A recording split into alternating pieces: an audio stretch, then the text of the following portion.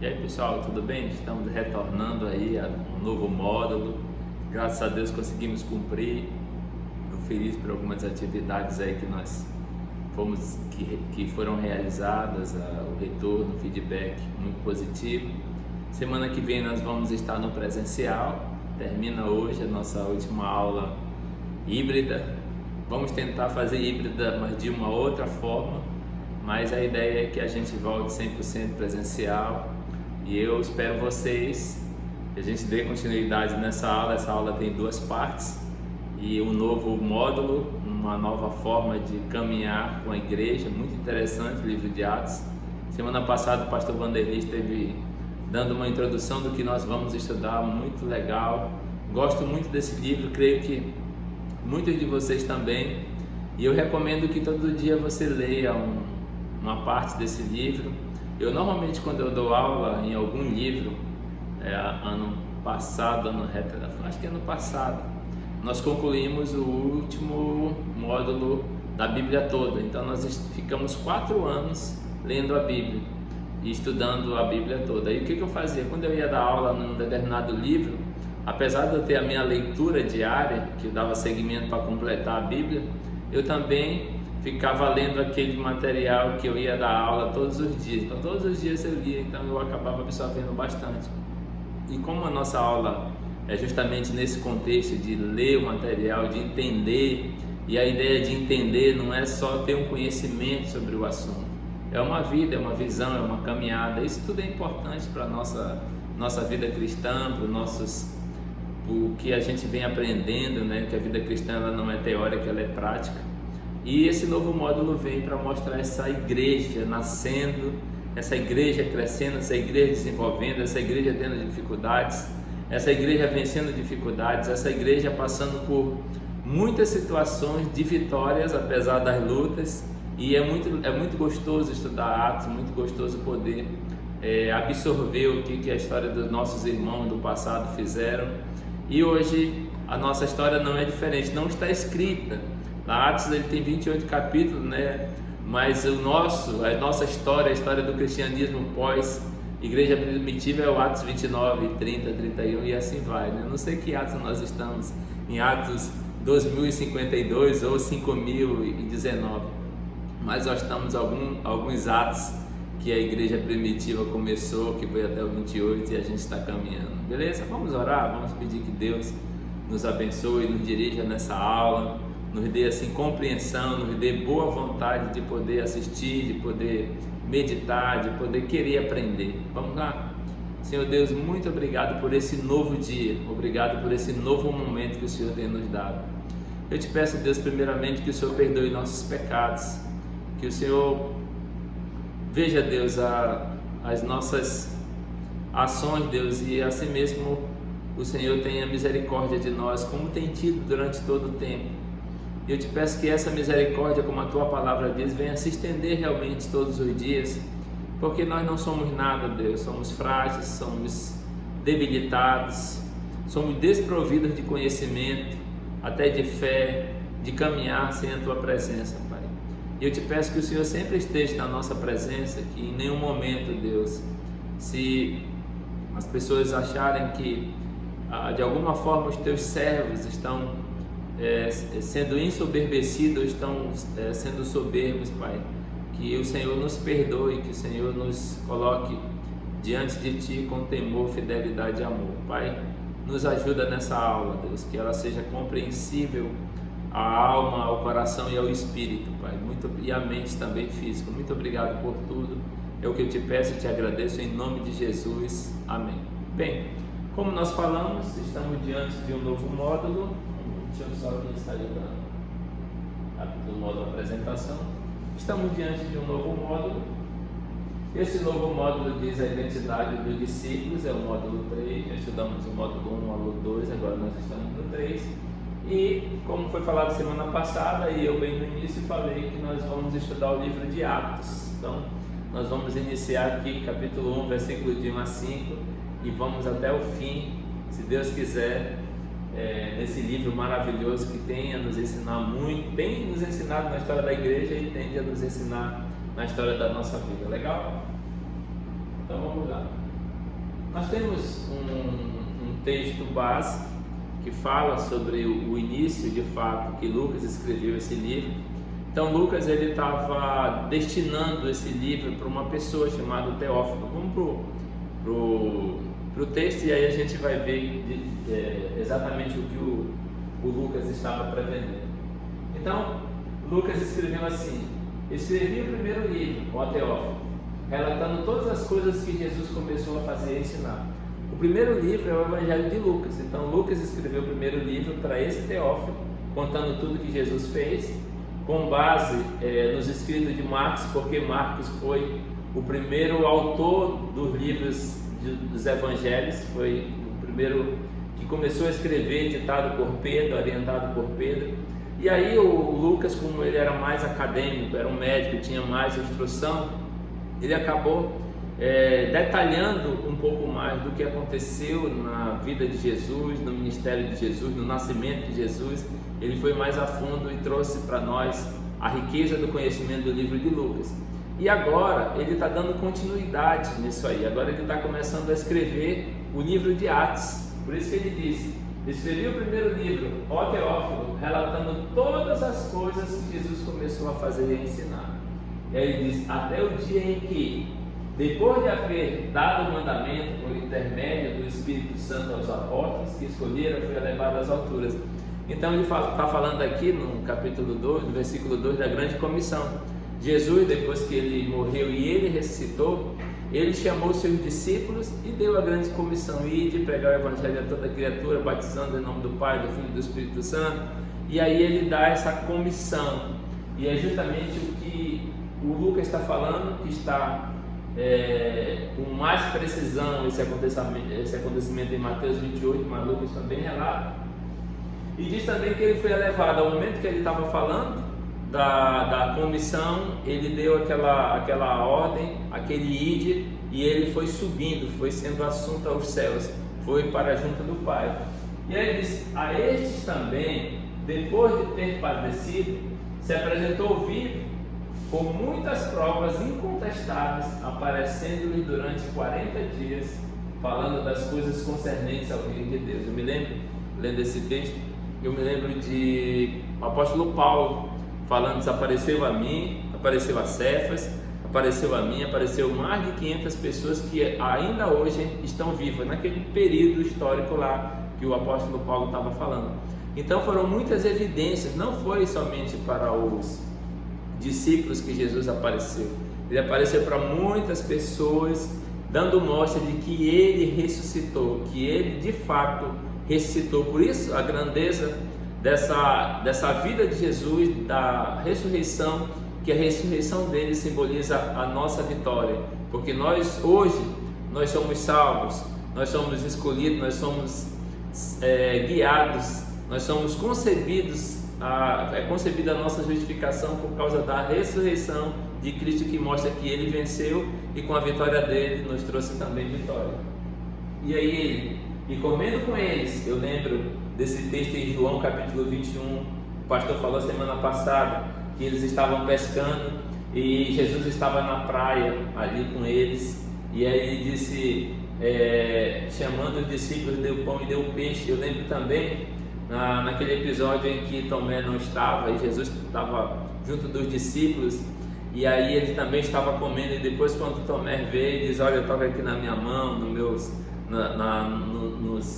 nos ferimentos das minhas mãos, toca no meu lado. Então em algumas ocasiões, citei 2, 3, em que Jesus estava comendo com seus discípulos, determinou-lhes que não se ausentasse de Jerusalém, mas que esperasse a promessa do Pai, a qual disse: de mim ouvistes, porque João na verdade batizou com água, mas vós sereis batizados com o Espírito Santo não muito depois desses dias. Aí a gente se recorda lá em João, ele falando sobre o Consolador, Jesus falando sobre que não vos turbe o vosso coração, é necessário que eu vá, mas à medida que eu vou para o Pai, o Espírito Santo vem e ele vai habitar em vocês.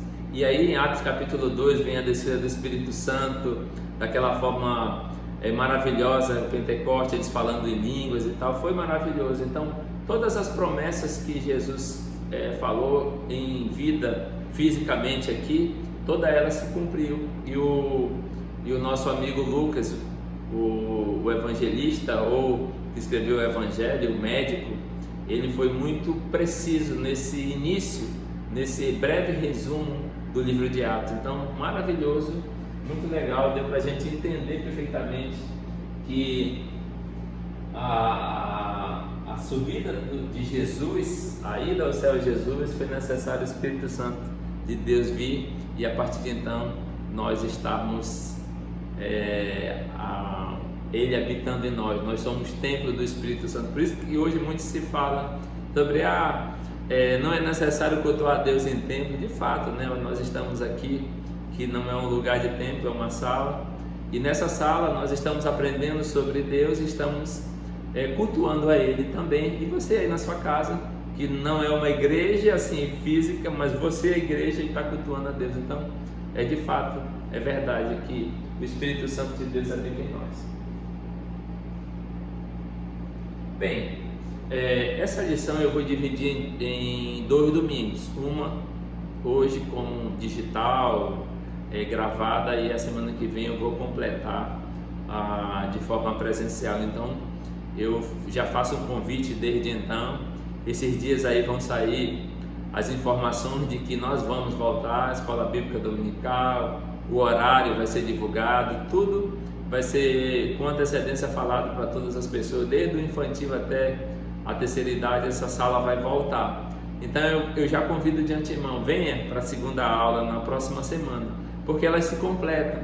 Até o resumo da lição, ela tem a ver com a aula de hoje e a aula do próximo domingo. Diz assim: nada poderá deter o cristão que tem certeza de ter sido escolhido. Primeiro ele está falando de escolha, convicção da vitória, então sabe que Cristo foi vitorioso e consequentemente nós, e por fim a confiança no cumprimento das promessas. Então Deus é fiel e vai cumprir todas as suas promessas. Então a lição se resume nesses 3 aspectos principais e que se dividem em 2 aulas. Beleza?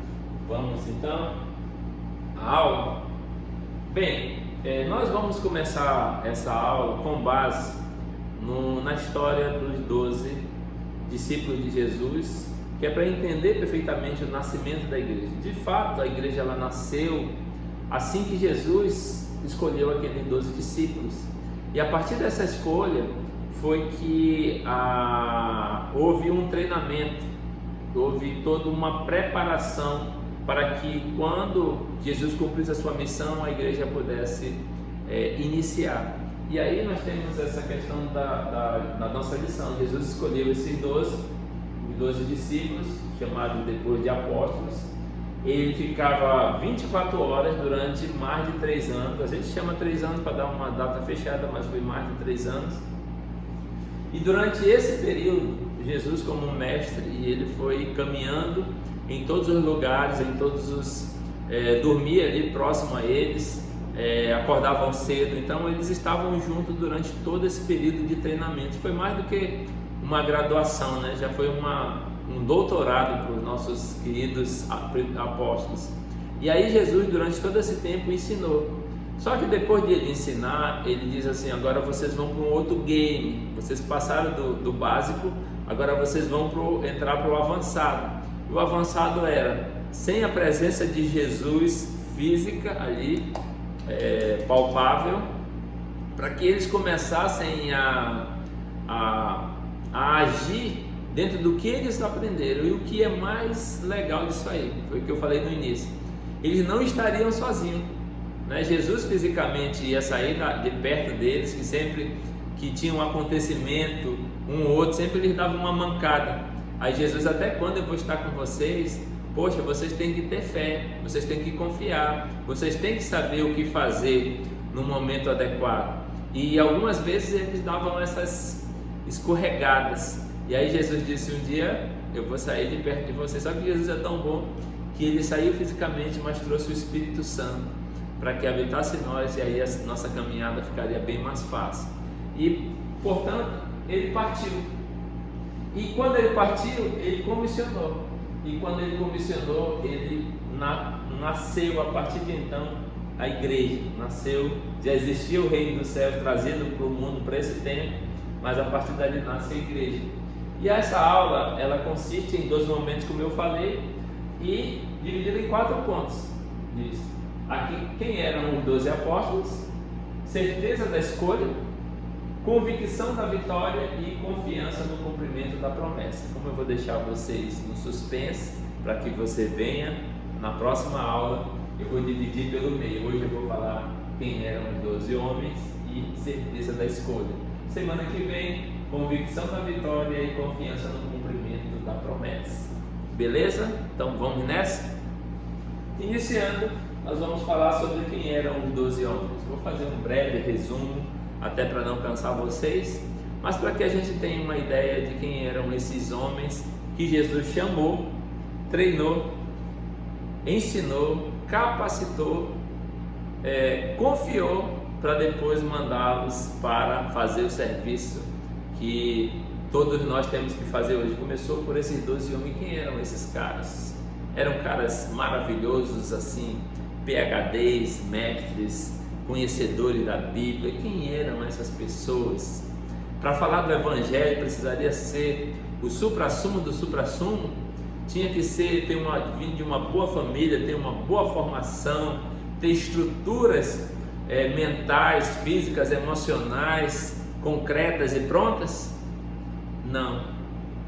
Jesus escolheu, muito legal a escolha de Jesus, porque ela põe por terra toda essa capacidade humana. E a ideia de Jesus era essa: não de obras para que ninguém se glorie. Ninguém é bom para seguir a Jesus e caminhar. O apóstolo Paulo, no início, isso daí é um outro papo, no início pensou que ele poderia ser o líder da igreja primitiva, e Jesus disse: olha, você não, você tem uma formação, mas primeiro você vai aprender em outro lugar. Passou um tempão lá, 12, 14 anos, isolado, aprendendo de Jesus, depois que ele voltou e saiu de cena como liderança. Mas esse é um outro papo, vamos para esse aqui. Simão, um dos 12, era pescador, casado, ele era casado, Galileu. Jesus trocou o nome dele para Pedro, por isso que Jesus chamava Simão Pedro, que significa pedra. E isso aqui antes do chamado. Depois nós lembramos que no Pentecoste, depois do Pentecoste, ele trouxe uma pregação em que 3.000 pessoas se converteram. Depois ele curou, ele ia passando a sombra de Pedro, quando passou curou um paralítico. Nós lembramos da ressurreição de Dorcas. Pedro também ressuscitou a Dorcas, uma das pessoas preciosas lá de uma igreja. Ele foi perseguido pelo Sinédrio. Sinédrio arrebentou com Pedro, e Pedro também diz: arrependei-vos, se vocês arrepender, você vai entrar no reino dos céus. E ele escreveu 2 cartas, 1ª e 2ª Pedro. Então, era uma pessoa que marginalizada, porque veio da Galileia. Lembra que diziam: da Galileia pode vir alguma coisa boa? Então, os galileus eram homens incultos, era uma região de pescadores que não tinha, não era a capital, não era o centro do mundo, não era Jerusalém, era de um lugar distante, era do interior, era um lugar desprezado por todos, e Pedro veio de lá, e a maioria dos discípulos vieram de lá. Depois nós temos o André, que era o irmão de Pedro. O André, ele era, lá em João fala que ele era discípulo de João Batista, e falou com Pedro, e aí ele também era galileu e também era pescador. Não era também um homem simples, um homem que buscava o sustento com as próprias mãos calejadas, que saía cedo, creio que de madrugada, para pescar, botava suas redes de pesca, pegava o sol escaldante do dia, vinha com a sua mercadoria, com certeza, creio que abastecia a feira, como é o comum hoje, fazia a venda, e todos os dias eles trabalhavam assim. Então eram homens que não eram letrados, eram homens comuns, como muitos de nós, como eu, como você. E aí nós temos depois um outro personagem chamado Tiago, filho de Zebedeu, natural de Cafarnaum, pescador, só que esse aqui já tinha uma condição melhor, uma condição financeira melhor. E ele e o irmão dele, o João, né, os filhos do trovão, os Bonardes. Então esses dois aqui, eles eram irmãos, todos vieram do mesmo lugar, eram pescadores, só que eles já tinham uma verbinha, já eram um pouco de cima. Os dois, quando a igreja começou, eles dois eram líderes em Jerusalém. Tiago, lá em Atos capítulo 12, passou a fio de espada e matou, não deu para ele seguir o ministério. Na verdade, o ministério dele era até ali, né? Tudo está diante de Deus, nada foge à vontade e o desejo de Deus. Todos os dias foram escritos e determinados segundo o Salmo 139. Então, o ministério dele encerrou aqui, lá naquele Herodes Agripa, no ano 44 depois de Cristo. E o João, bem diferente, né? João morreu, alguns dizem com 94 anos, assim já foi bem distante aí o período do falecimento dele. Esteve na ilha de Patmos, foi exilado, escreveu o Evangelho de João, né? Era o filho do trovão, um homem assim bravo, né? Mas de repente ele escreveu uma carta de amor, né? Lá em 1 João, aí depois escreveu 2 João, 3 João, Evangelho e Apocalipse, escreveu 5 livros. Então cada um teve a sua importância e cada um tem uma história diferente da outra. Isso que é lindo você ver nos discípulos de Jesus, assim como nós. Cada um veio de um lugar diferente, de um contexto diferente, de uma vida social diferente, de uma vida familiar totalmente diferente, de uma cultura até diferente, cultura familiar, cultura de zonas, né? Às vezes a gente é dividido em zonas, zona sul, zona norte. E o que é legal é que Deus projetou para nós uma vida, uma forma de se trabalhar, de se viver. Mas tem mais. Nós temos ainda o Filipe Galileu, que era amigo de Bartolomeu, que falou para Bartolomeu sobre Jesus. Ele era, de todos eles, ele é o que entendia mais do grego. Naquele período era falado o grego koiné, era o grego comum, o grego em que todo mundo conhecia, né? Mas existia um grego erudito, um grego mais rebuscado, né? E provavelmente o nosso amigo Filipe, ele era um desses que tinham conhecimento. Ele foi evangelista, lembra lá? Que lá em Atos ele foi diácono também. Então Filipe ele foi muito ativo, conduziu Natanael a Cristo, né? Nós temos o Mateus, lembra do Mateus? Mateus, que é chamado Levi, cobrador de impostos, traidor da pátria, homem odiado por todos os seus patrícios, por todos os seus irmãos, todos os seus colegas. Era esse cara que Jesus foi lá com ele e disse: ei, segue. E ele deixou tudo e seguiu Jesus. Esse era Levi, mais um dos. Não tinha dinheiro, tinha status, mas não tinha respeitabilidade diante da sociedade. E ele deixou tudo isso e seguiu Jesus. Escreveu o livro de Mateus, um livro maravilhoso que nós usamos bastante. Tomé, chamado Dídimo, também era um galileu e também era pescador. Esteve com Jesus na ressurreição de Lázaro, também conhecido aquele histórico, né? Que se eu não ver Jesus, eu não acredito que ele ressuscitou. Jesus assim nos ensinou, né? Mostrando assim: Tomé, presta atenção, rapaz, crê somente. Tem gente que nunca vai ver eu nesse estado e vão crer, e tu não pode crer, tu não acredita em tudo que eu fiz. E aí também, não, agora eu acredito. E nós temos o Bartolomeu, que é filho de Tomás, que também é da Galileia e se tornou missionário lá na Armênia. Aí depois, para finalizar, nós temos o Tiago, outro Tiago, filho de Alfeu, trabalhou na Síria depois de convertido. Nós temos o Tadeu, muito confundido com Judas, e aquele Judas, irmão de Jesus, que escreveu a carta de Judas lá no final, antes do Apocalipse. Não é esse cara, aquele é o irmão de Jesus que nessa época não era convertido, não cria em Jesus. O significado do nome dele era coração. Pregou o evangelho na Síria e na Pérsia. Nós temos Simão Zelote, aquele que fazia parte de um grupo político que eram os Zelotes. Os Zelotes eram um grupo de resistência ao Império Romano. Ele não aceitava a política romana, então eles sempre estavam em confronto contra essa política. Quando Jesus veio e começaram a dizer que ele era o rei dos judeus, que ele era a pessoa que ia libertar os judeus do Império Romano, ele se filiou a Jesus com esse entendimento, mas depois ele viu que o reino de Jesus era muito superior a um simples império, a um simples momento de conquista, e ele foi nascido de novo, se apaixonou por Jesus e serviu Jesus lá no Egito e na Pérsia. E por fim nós temos um homem chamado Judas, o Judas, que era o tesoureiro daquela equipe, que era o homem que cuidava das finanças. Jesus se preocupava com que iria comprar alguma coisa, qualquer coisa, se alguém tivesse doado algo, Jesus perguntava: Judas, tem alguma coisa aí? Tem, Senhor, vamos comprar isso, bora. E ele era o cara que cuidava das finanças, e a gente sabe que ele traiu Jesus, depois se enforcou e o ministério dele não vingou. Beleza? Aí, antes disso, eu queria ler um texto com vocês, porque é interessante, né, a gente parar, pensar, verificar as pessoas que foram chamadas por Jesus em todo o tempo. Não existe aquela questão de rico, pobre, cara de boa condição ou de má condição. Na verdade, a Bíblia diz que todos nós somos pecadores. De dentro de nós só sai coisa ruim.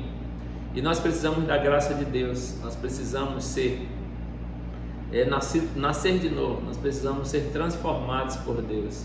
Mas o que Jesus ele trouxe assim, nesse entendimento, chamando essas pessoas, que a gente tem conhecimento de muitas pessoas que dizem assim: eu não sou capaz, eu não sei.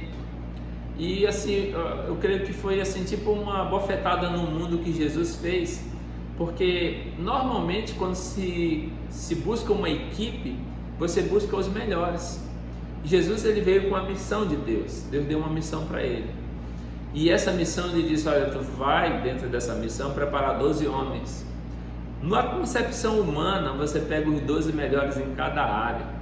Você pega um que é fera em tecnologia, você pega outro que é fera em administração, você pega outro que é fera em determinada área, em mapeamento, em avaliação de cenário. Então, vários tipos de pessoas que vão compor a sua equipe, mas Jesus pegou pessoas bem humildes, pegou pescadores, pegou pessoas que na verdade não tinham condições de seguir aquele projeto, humanamente falando. O próprio Jesus, a profissão dele era carpinteiro. E aí eu gostaria de ler um texto que é muito legal, que fala sobre a vocação dos santos. Está em 1 Coríntios capítulo 1. Abre sua Bíblia aí, 1 Coríntios capítulo 1, e vamos ler aqui do versículo 26 ao 29. Vamos ler até o 31 para ficar completo. 1 Coríntios capítulo 1, 1 Coríntios 1, de 26 a 29. De 26 a 31. Eu vou ler, vocês acompanhem aí. Irmãos, esse é o apóstolo Paulo dando uma informação, uma instrução para a igreja de Coríntios. Irmãos, reparai, pois, na vossa vocação, visto que não foram chamados muitos sábios segundo a carne, nem muitos poderosos, nem muitos de nobre nascimento. Olha só, pelo contrário, Deus escolheu as coisas loucas do mundo para envergonhar os sábios, e escolheu as coisas fracas do mundo para envergonhar as fortes. E Deus escolheu as coisas humildes do mundo e as desprezadas e aquelas que não são, para reduzir a nada as que são, a fim de que ninguém se vanglorie na presença de Deus. Mas vós sois deles, em Cristo Jesus, o qual se nos tornou da parte de Deus sabedoria e justiça e santificação e redenção, para que, como está escrito, aquele que se gloria, glorie-se no Senhor. Então, se você é um louco do mundo, que é cristão, Deus escolheu você. Aquele cara que não é nada, que lá na época passada, aí como a gente viu aqui, fazia coisas totalmente diferentes, não tinha essa capacidade de ser um missionário, de ser um agente de transmissor dos evangelhos, transmissor da palavra de Deus, transmissor da salvação. Eu me recordo quando Pedro começou a falar junto com os apóstolos, as pessoas achavam que eles estavam bêbados, porque falavam coisas de uma cultura espiritual muito alta. E aí eles disseram, alguém disse, eles não estão bêbados, porque bêbados não falam assim. E em outro momento disseram que eles estiveram com Jesus, porque o modo de falar deles o denuncia. E as pessoas disseram, eram homens iletrados, homens que não têm saber, homens da Galileia. Como é que eles estão falando tão fervorosamente, com tanto entusiasmo, com tanta coragem, com tanta convicção de que Jesus é o Salvador do mundo, que a gente humanamente não consegue entender? Esse é você também. Você também é capacitado pelo mesmo Espírito Santo de Deus. Ele habita em você, como eu falei no início. Cabe a você a responsabilidade, sim, de estudar. De repente, o Espírito Santo não vai... ele fala assim, Jesus fala que quando chegar na presença de autoridades, não vos preocupeis, porque eu é que vou falar. O Espírito de Deus vai falar por você. Entretanto, é necessário que o crente ele desenvolva no conhecimento de Deus. Esses homens, eles desenvolveram no conhecimento prático. Eles não foram ler, talvez tenham lido, né? Mas não fala na Bíblia que eles foram ler o Pentateuco, foram ler Isaías, apesar de citarem, né, nos escritos, eles estão citando Isaías, Jeremias, o livro do Antigo Testamento. Mas eles tinham a responsabilidade de saber a palavra de Deus, seja da forma vívida que eles viveram com Jesus, ou da forma escrita, ou da forma estudada. Hoje nós temos a forma estudada, nós temos a Bíblia, e nós temos que ler essa palavra para a gente poder falar de Deus, falar com intrepidez, com temor, com confiança, com convicção de que Jesus ele é o nosso Salvador. Interessante, eu me recordei agora do diácono Estevão, que ele convenceu o sinédrio todo, ele apresentou Jesus desde o Antigo Testamento, mostrando que Jesus era o Cristo de Deus, e ele fez toda essa ligação teológica para explicar por líderes religiosos que Jesus era Deus, que Jesus era o Salvador. Então isso é conhecimento bíblico,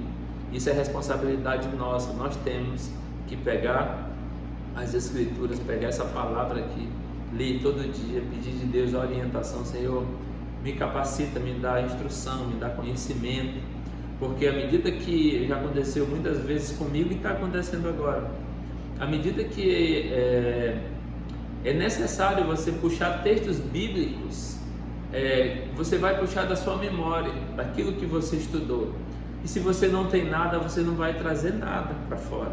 Mas quando você lê, que você estuda, você começa a lembrar, o Espírito Santo começa a fazer conexões nas suas sinapses, mostrando que um texto é igual a outro, que dá para concordar com outro, que se confirma com outro, e tudo faz a conjuntura da sua fala.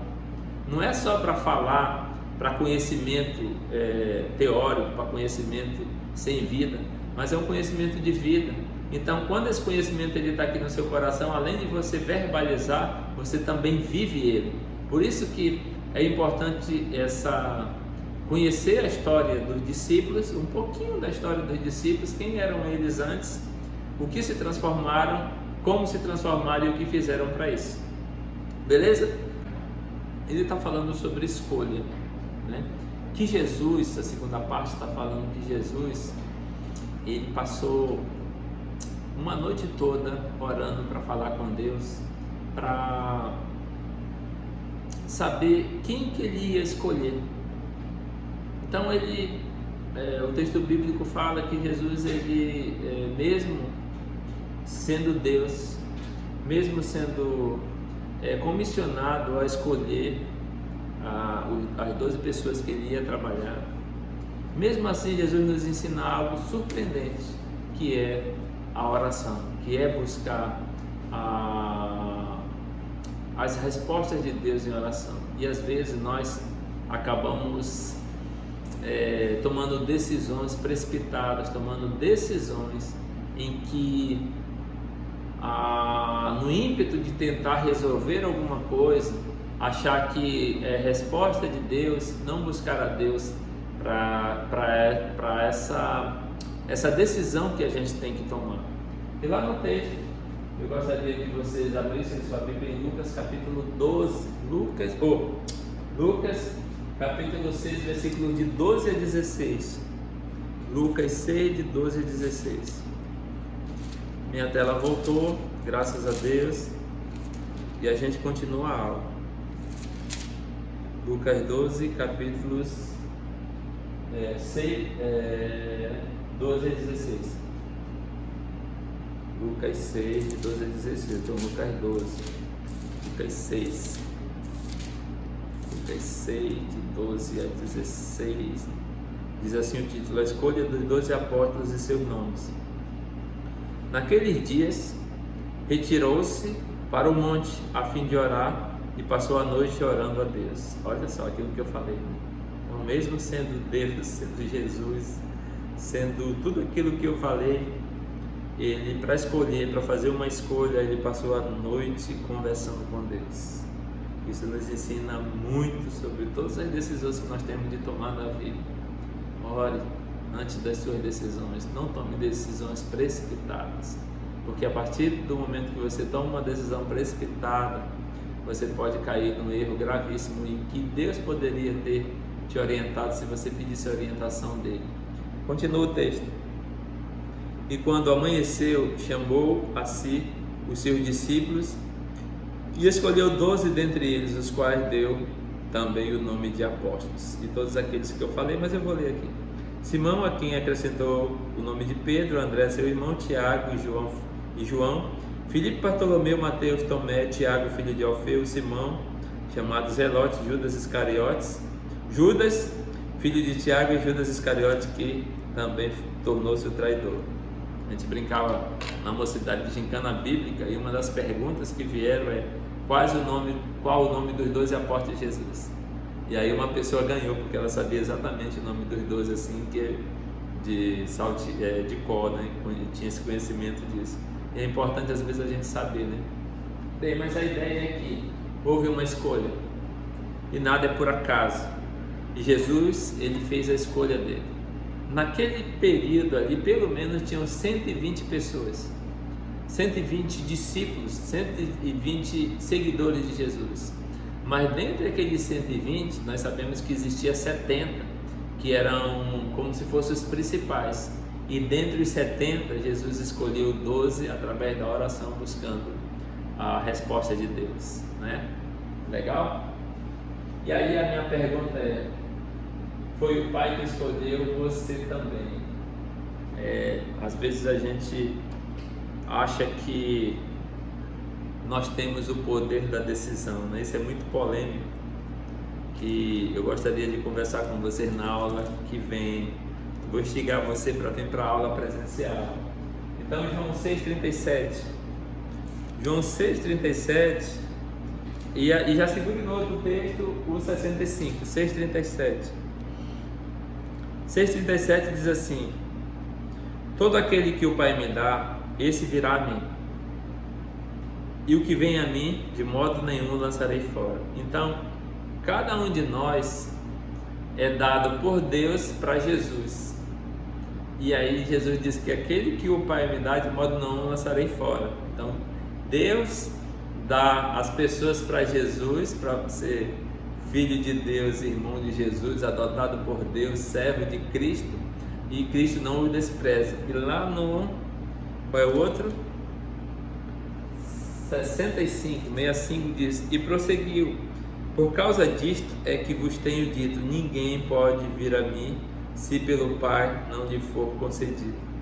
Então é Deus que realmente concede essa bênção, né? Por isso que é pela graça sois salvos, mediante a fé. Isso não vem de vós, é dom de Deus. Então é Deus que realmente nos escolhe, que nos salva, assim como Deus escolheu os 12 discípulos de Jesus. E nós sabemos que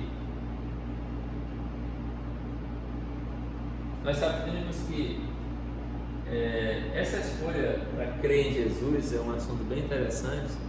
É que na teologia nós chamamos de chamado irresistível. Não tem como você resistir o chamado de Deus. Às vezes a pessoa, mas Se tu não aceitar Jesus, não é isso, não é isso. É Deus que chama. E ninguém pode se conter quando Deus chama. É impossível um ser humano se conter, se segurar dizendo eu não vou porque eu tenho vontade própria. Para a salvação não. Para a responsabilidade depois da salvação sim, entre fazer o que é certo e o que é errado. Mas para a salvação não. Nós não temos livre-arbítrio. E eu queria pegar alguns textos para falar com vocês. Esse é um assunto mais aprofundado, que é interessante você trabalhar esse assunto tete a tete, conversando, abrindo o texto, explicando, ouvindo, que é um assunto bem interessante, que os calvinistas eles creem em eleição e em predestinação.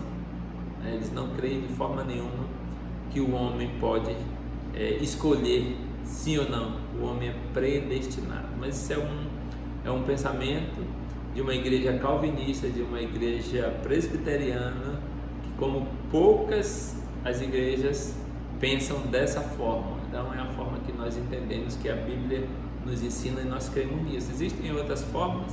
Sim, e ninguém discute teologia com ninguém, porque é individual, a salvação é Deus que dá individualmente e ninguém pode dizer que não é e tal, não entra nessa polêmica e também não é mérito.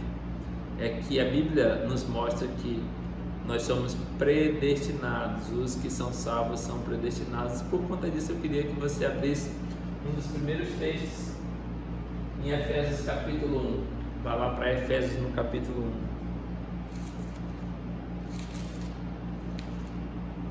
1. Efésios capítulo 1. Eu vou ler do 1 ao 14. Aí, à medida que eu for lendo, eu vou parando. Então, o apóstolo Paulo, escrevendo para os Efésios, que é um resumo do livro de Romanos, diz assim: Paulo, apóstolo de Jesus Cristo, por vontade de Deus, olha só, por vontade de Deus, aos santos que vivem em Éfeso e fiéis em Cristo Jesus. Graça a vós outros e paz, da parte de Deus, nosso Pai, e do nosso Senhor Jesus Cristo. Bendito o Deus e Pai de nosso Senhor Jesus Cristo, que nos tem abençoado com toda a sorte de bênção espiritual nas regiões celestes em Cristo. Assim como nos escolheu, repetindo, assim como nos escolheu nele, antes da fundação do mundo, para sermos santos e irrepreensíveis perante ele em amor. Versículo 5.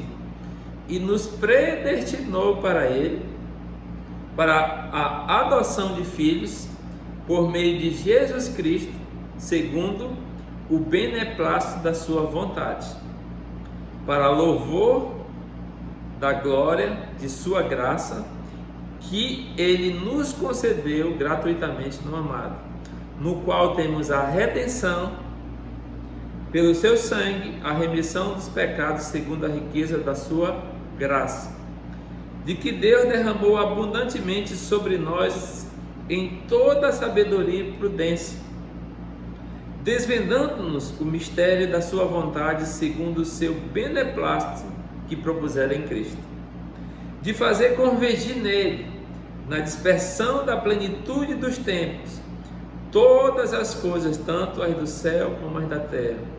Nele digo, no qual fomos também feitos herança, predestinados, segundo o propósito daquele que faz todas as coisas conforme o conselho da sua vontade, a fim de sermos para louvor da sua glória, nós, os que de antemão esperamos em Cristo, em quem também vós, depois de ouvirdes a palavra da verdade, o evangelho da vossa salvação, tendo nele também crido, foste selado com o Espírito Santo da promessa, o qual é o penhor da nossa herança, até o resgate da sua propriedade, em louvor da sua glória.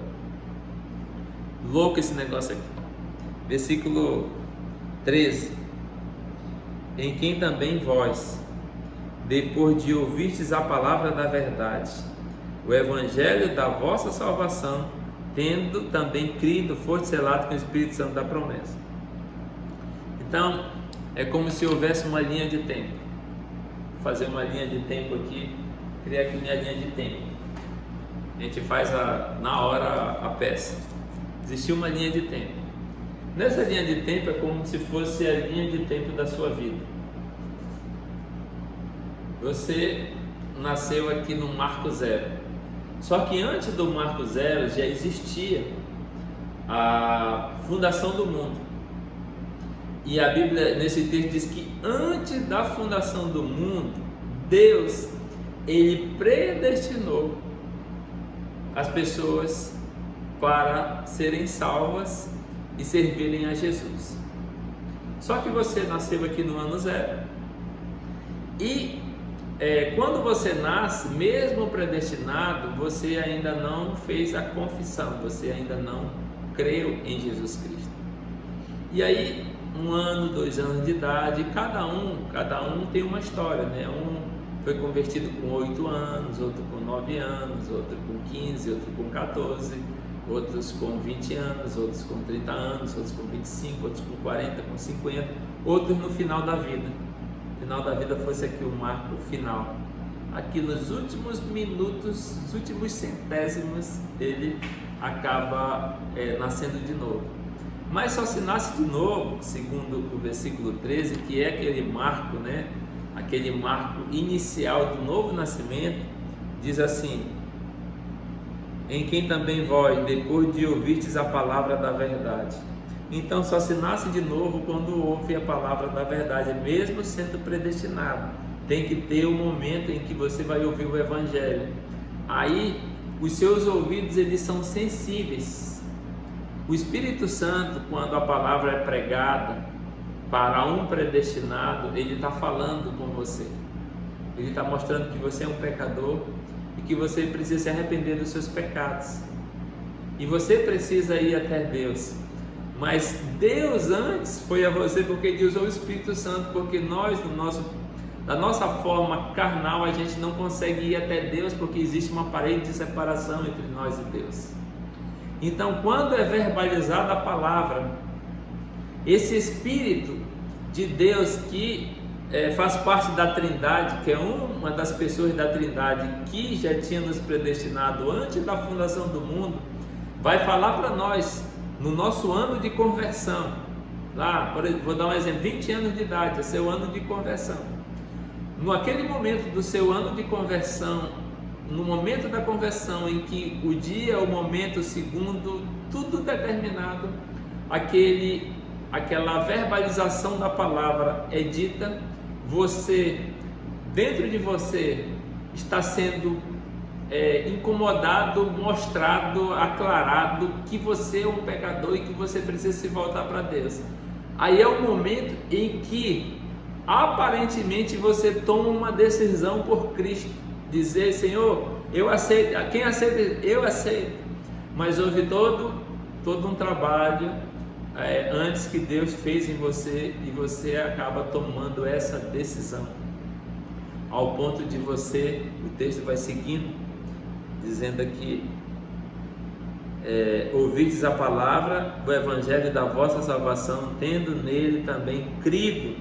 E você creu na palavra. Então a palavra foi dita e você creu por conta de toda essa história que eu contei. E aí você é selado pelo Espírito Santo da promessa. Aí o Espírito Santo de Deus, ele vai habitar em você a partir desse momento. Então é uma escolha de Deus, que aparentemente a nossa escolha, a minha conversão, ela tem muito a ver com isso. Eu vou dar esse exemplo aqui. Eu comecei a vir para a igreja quando ainda era muito garoto, assim, com 7, 8 anos e tudo. Aí quando eu cheguei na adolescência, eu assim, não era convertida, minha mãe me trazia meus irmãos. Aí eu não tinha novo nascimento. Só que eu era predestinado, eu creio nisso, né? Não tinha novo nascimento, saí da igreja,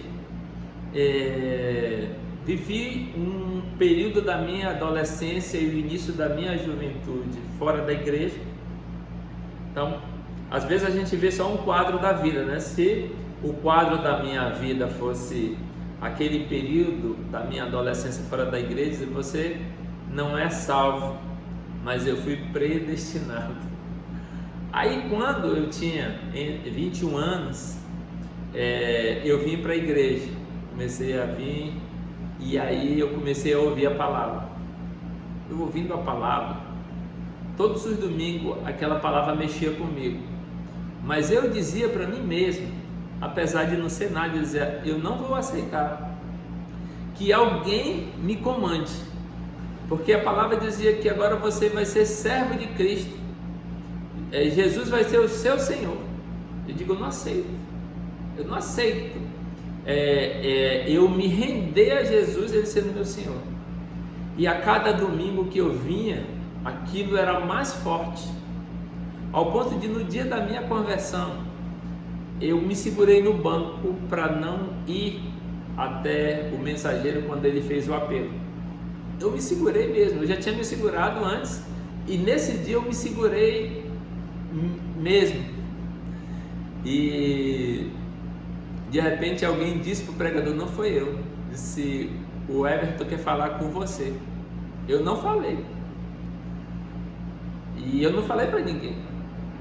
E aí quando aquela pessoa, Everton, você entendeu a mensagem? Entendi. Começou a falar lá, você quer ser servo de Cristo? E eu disse, eu quero. E a partir de então Deus me salvou. E o marco da minha vida, a partir de ali, confirmou-se a predestinação, ouvindo a palavra, sendo convencido pelo Espírito Santo, no chamado irresistível, que eu não pude me conter, e me voltei para Jesus. Então, algumas pessoas, de uma ótica diferente, entendem que a pessoa tomou a decisão e foi até Deus. Nós entendemos que não, que Deus tomou a decisão e foi até você, e você foi salvo dizendo sim. É uma visão diferente, mas a Bíblia diz exatamente isso. E eu vou ir um pouco mais além dentro dessa teologia, e agora eu quero que você abra em Romanos, capítulo... Saiu? Romanos... Aconteceu aqui, ó. Beleza.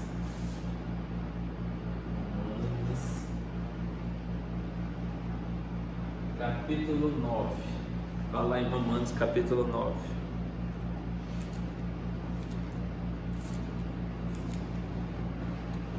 Isso incomoda você? Espero que não. Mas agora vai incomodar. Romanos capítulo 9, versículos de 11 a 18. Olha o que o texto diz. Paulo está falando dos judeus, da incredulidade deles, está falando da rejeição de Israel. O texto fala que nem todos os que nascem em Israel são israelitas, porque é questão não de uma nacionalidade, mas de crer em Deus. E aí ele vai falando sobre eleição, aqui no versículo 9, versículo 11 diz assim: e ainda não eram os gêmeos nascidos, nem tinham praticado bem ou mal, para que o propósito de Deus quanto à eleição prevalecesse, não por obras, mas por aquele que chama. Já fora dito a ela, a Sara, o mais velho será servo do mais novo, mais moço. Como está escrito, amei a Jacó, porém me aborreci de Esaú. Os gêmeos não tinham nascido, não. E Deus já tinha falado para Sara, dizendo que o mais novo, que Jacó, ele ia prevalecer, ele era o líder do irmão dele, o Esaú. E o texto diz que ele amou Jacó e se aborreceu de Esaú. Jacó se tornou Israel, o povo de Deus, propriedade exclusiva de Deus, a menina dos olhos de Deus. E Esaú se tornou uma outra nação chamada Edom. Então essas duas nações, sempre Israel prevaleceu, uma vez ou outra, uma briguinha ou outra, que Edom ele acabou vencendo, mas coisas pequenas diante de muitas outras batalhas. Então Israel se tornou muito poderoso, e Edom sempre esteve bem à margem de Israel. E quando eles foram para a Babilônia, o rei da Babilônia estava invadindo Israel. Edom, que era irmão de Israel, acabou, quando o texto bíblico fala lá em Salmo, se eu não creio, 128, que fala sobre o tema saudade da pátria, diz que quando os filhos de Israel estavam fugindo dos babilônicos, os edomitas, eles ficavam nas encruzilhadas e prendiam os israelitas e entregavam para os babilônicos. Então ele tinha uma rixa e uma chateação. O salmista estava muito chateado com isso, estava falando sobre Edom. Mas em termos de escolha, Deus escolheu o Jacó e se aborreceu de Esaú. Aí Paulo mesmo já faz a pergunta, que é a sequência do nosso texto. Diz assim, 14: que diremos, pois? A injustiça da parte de Deus? Aí ele responde, o próprio apóstolo Paulo: de modo nenhum. Pois ele diz a Moisés: terei misericórdia de quem me aprouver ter misericórdia, e compadecer-me-ei de quem me aprouver ter compaixão. Assim, pois, não depende de quem quer ou de quem corre, mas de usar a Deus a sua misericórdia. Nós não somos salvos por obras e nem por vontade própria.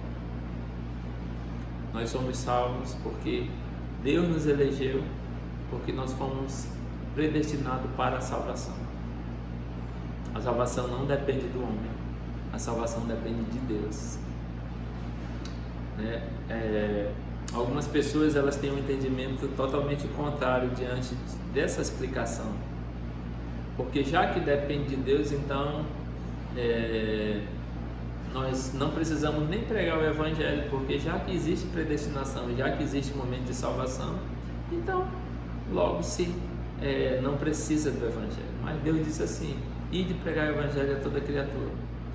Os eleitos de Deus, eles não estão escritos na testa deles que eles são eleitos. As pessoas mais improváveis da face dessa terra são predestinadas por Deus. E a nossa missão não é querer saber quem é predestinado e quem não é predestinado. A nossa missão é ir pregar o Evangelho. E Deus, a seu tempo, lembra lá da idade, lá da cronologia, a seu tempo, um com 12, outro com 13, outro com 9, outro com 8, outro com 20, o tempo daquela pessoa, ele é convertido através da palavra de Deus. Ninguém é convertido por outro meio, é a exposição da palavra de Deus. É a palavra de Deus que vai trazer esse entendimento, que vai trazer essa mudança de vida, de atitude. Então, por isso que a escolha de Deus ela é tão significativa. Por isso que é importante a gente ter esse entendimento de que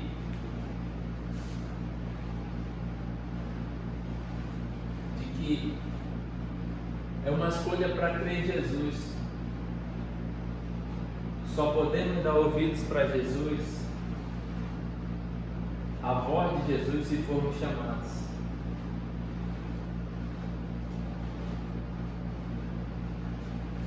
Você ora, continue orando pelas pessoas que ainda não se converteram, porque Deus pode ter chamado. Não desista nunca. A gente não sabe exatamente de nada. As pessoas mais improváveis dessa vida podem ser as mais prováveis eleitas por Deus. Então, isso não se discute. Isso é o entendimento que a gente tem das Escrituras. Como eu falei, outras denominações têm um entendimento diferente. No passado, no período da Reforma Protestante, 99% das igrejas acreditavam na eleição e predestinação nessa doutrina bíblica, que a gente entende que é bíblica. 1% não acreditava, acredita de uma outra forma. Hoje o jogo virou. Hoje 99% acreditam que o homem pode ir até Deus, dependendo da sua vontade, da sua escolha. que veio de uma linha de pensamento arminianista, são os arminianos. Então os arminianos têm essa visão, e é como eu falei no início, não existe crítica sobre isso, existe que Deus é soberano e ponto final.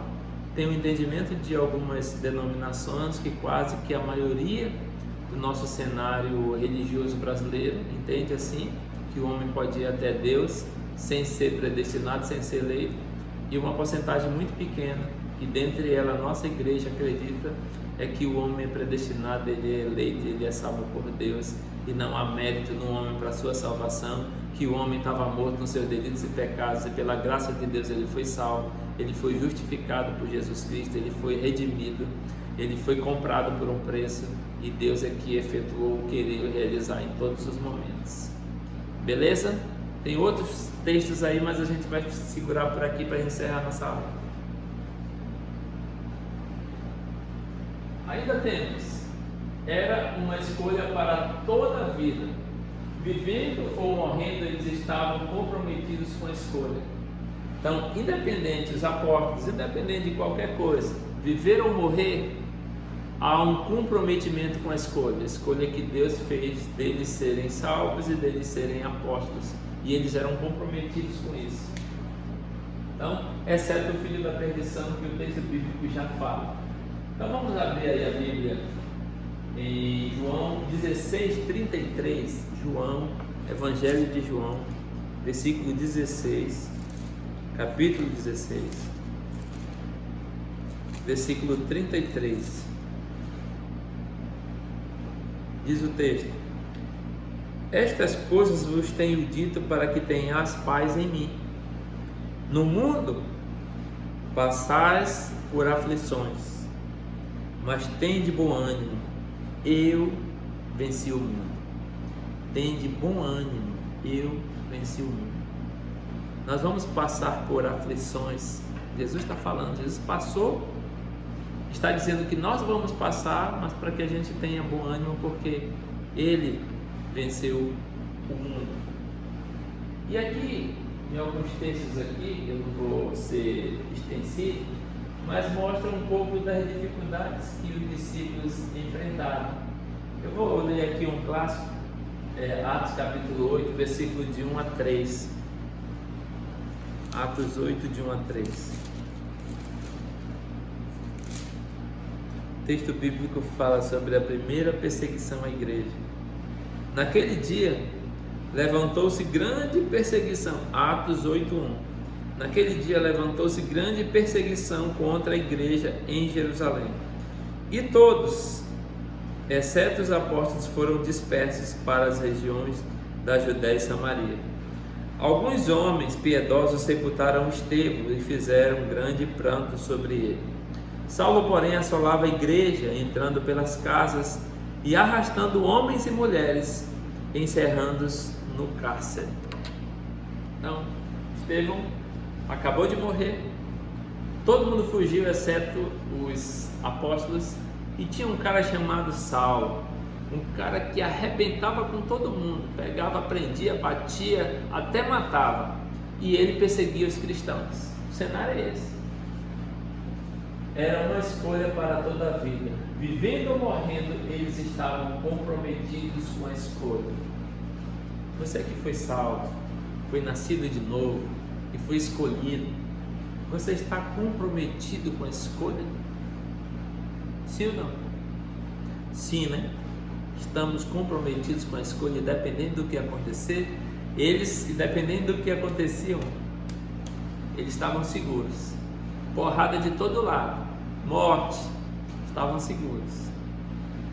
Isso é um exemplo para nós. A igreja de Atos, ele ensinou, todas as histórias ensinam muito sobre a nossa caminhada, sobre tudo que a gente tem que entender sobre e até as últimas consequências por conta de Cristo, por causa da promessa, por causa da escolha, por causa da salvação. Nós temos que ir até o último momento. E, por fim, era uma escolha para seguir Jesus. Era necessário negar-se totalmente e seguir a Jesus. Você lembra desse texto? Vamos abrir lá Mateus 16, 24 e 25. vamos ver o que Jesus ensina sobre quem quer segui-lo. Mateus 16, de 24 e 25. 16, 24 e 25. O título diz assim: o discípulo de Cristo deve levar a sua cruz. Então disse Jesus a seus discípulos: se alguém quer vir após mim, a si mesmo se negue, tome a sua cruz e siga-me. Porquanto quem quiser salvar a sua vida, perdê-la-á, e quem perder a sua vida por minha causa, achá-la. Quando nós nascemos, o contexto da nossa vida, a gente sempre olha para essa terra, para as coisas que tem nesse plano terrestre, esse momento, e nós ligamos muito para isso, nós ligamos para todos os acontecimentos, para as coisas que nós temos. Desde pequeno a gente é obrigado a estudar, obrigado a trabalhar, obrigado a ser bem sucedido, obrigado a ter posses, obrigado a ter sucesso, a alegrar sua família, seu pai, sua mãe, ser um bom exemplo para as pessoas. Então a gente acaba a nossa vida dentro disso. Você tem que ter uma boa formação, você tem que buscar, você tem que ter, você tem que ser, e é um monte de coisa que permeia a nossa conjuntura de mundo. E nós entramos de cabeça nisso, só que nós acabamos absorvendo isso ao ponto dos nossos olhos só ver esse plano terrestre. Mas existe algo mais. A Bíblia diz que nós somos peregrinos, nós estamos aqui durante aquele período que eu falei, né? Ano marco zero e o ano que você vai morrer, que eu não sei qual vai ser. Então você está aqui nesse período, mas antes de você existia a eternidade, e depois de você também existe a eternidade. Então a gente vive só um pequeno momento, e nós fincamos os nossos olhos para esse momento aqui, até porque, como eu falei, a conjuntura com que nós fomos construída é para olhar para cá, mas existe algo muito além disso aqui. Isso aqui é momentâneo, isso aqui é como um pequeno momento da nossa história eterna. Nós nascemos para ser eternos, então nós somos eternos, independente de ser um predestinado, um eleito, nascido de novo ou não. Nós, quando Deus nos fez, Ele nos fez para sermos eternos, nós somos eternos. Então, como eternos, o nosso olhar, a nossa visão, ela não pode ser só para esse plano aqui, ó. O nosso olhar tem que ser um olhar de visão de eternidade. Então, não é só isso aqui é apenas um micro. Eternidade, você sabe quanto tempo tem a eternidade? Você sabe quanto tempo é um homem? 60, 70, se tiver vigor 80, acabou. Tem alguns que tem um pouco mais, mas tirando na média tem uns que tem um pouco menos. Então acabou a história desse sujeito aqui. Só que a eternidade, imagina Adão, que foi o primeiro homem, o primeiro a morrer foi Abel. Então imagina de Abel, que saiu desse plano físico e entrou num outro plano eterno. Quantos anos de Abel até hoje? 7.000 anos? 5.000 anos? E quanto tempo desse tempo agora até a volta de Cristo? Isso tudo está contando, isso faz parte do tempo. Então isso é eternidade. E as pessoas, elas só olham para cá. Por isso que Jesus disse: quem acha que vai perder a sua vida não me seguindo, só olhando para esse plano, você acaba perdendo. Mas aquele que toma sua cruz e me segue achando que está perdendo essa vida, você acaba ganhando. Porque Jesus está olhando num plano maior, não nesse plano, mas no plano eterno. E é isso que o servo de Deus ele tem que entender. Porque se ele não entender isso, a vida dele só está nesse plano terrestre. Os olhos deles estão viciados dentro desse plano terrestre. E o que esse plano terrestre diz? Grana, fama e poder. Esse plano terrestre diz: nós somos criados para alcançar essas três coisas. Mas o cristão, ele é peregrino. Eu não sou dessa terra, eu não sou daqui, eu sou passageiro. Eu não vim para ganhar dinheiro. Se ele vier, graças a Deus, beleza, eu usufruo. Mas eu sou mordomo a si mesmo. Mas eu não posso fincar raízes aqui.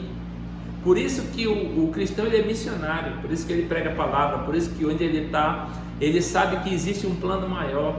Ele sabe que existe uma eternidade.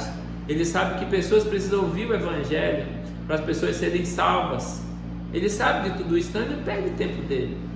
E às vezes a gente perde o nosso tempo olhando para esse plano, mas esse plano vai acabar. Por isso que o texto, lendo novamente, eu acho que agora dá para entender melhor, eu acho que o texto fica claro. Diz assim: então disse Jesus aos seus discípulos: se alguém quer vir após mim, a si mesmo se negue, tome a sua cruz e siga-me. Porquanto quem quiser salvar a sua vida, perdê-la-á, e quem perder a sua vida por minha causa, achá-la-á. Você achou a vida verdadeira, a vida eterna? Achou! E para fechar, eu quero falar sobre ainda os nossos discípulos, os nossos personagens de hoje, do livro de Atos, da nossa aula. Esses personagens, eles entenderam perfeitamente esse texto. Tanto é que eu vou ler assim rapidamente o final de cada um. Pedro foi crucificado de cabeça para baixo no circo de Nero, uma festa de Nero. Ele, feliz da vida, crucificou o Pedro de cabeça para baixo, porque ele disse: eu não sou digno de morrer como o meu Senhor morreu, então eu quero morrer de cabeça para baixo. André foi crucificado com uma cruz em forma de X. Por isso que alguns dizem a cruz de Santo André. Os católicos falam isso, né? Porque ele foi crucificado numa cruz no formato de X. Tomé foi morto na Índia por lanças de 4 soldados. Filipe provavelmente morreu crucificado, mas alguns afirmam que foi preso e torturado por um procônsul. Mateus, comentaristas dizem que foi martirizado, outros que foi apunhalado até morrer na Etiópia. Bartolomeu teria sido esfolado vivo e depois decapitado pelo governador da Albanópolis. Tiago, filho de Zebedeu, foi decapitado por Herodes, lá em Atos capítulo 12. Tiago, filho de Alfeu, ele foi apedrejado. Simão, o Zelote e Judas Tadeu, martirizados a machadadas pelas autoridades persas e pela multidão instigada por sacerdotes zoroastristas. João, filho de Zebedeu, morreu de morte natural, a ilha de Patmos, e Judas Iscariote se suicidou. Então, os caras que foram escolhidos, que foram chamados, eles sofreram na vida deles, pregaram o Evangelho, foram para cima, não ficaram com medo, ficaram com medinho escondido, dizendo que é um crente fajuta, mas eles foram para cima mesmo, destemido, pegaram porrada, morreram, mas eles foram até o fim, porque a escolha que Deus fez deles, eles acreditaram e eles eram convictos de que eles eram salvos pelo Senhor, e isso eu falo na próxima aula, beleza? Vamos orar? Pai, obrigado por Tua palavra, obrigado por tudo, nos abençoa, Deus, é o que eu te peço e te agradeço em nome de Jesus, amém. Ainda para fechar, semana que vem, quem fez a lição ainda tem essa semana, aquele reforço 1, 2 e 3, e eu vou dar o certificado de vocês de conclusão do curso do módulo 2. Até lá!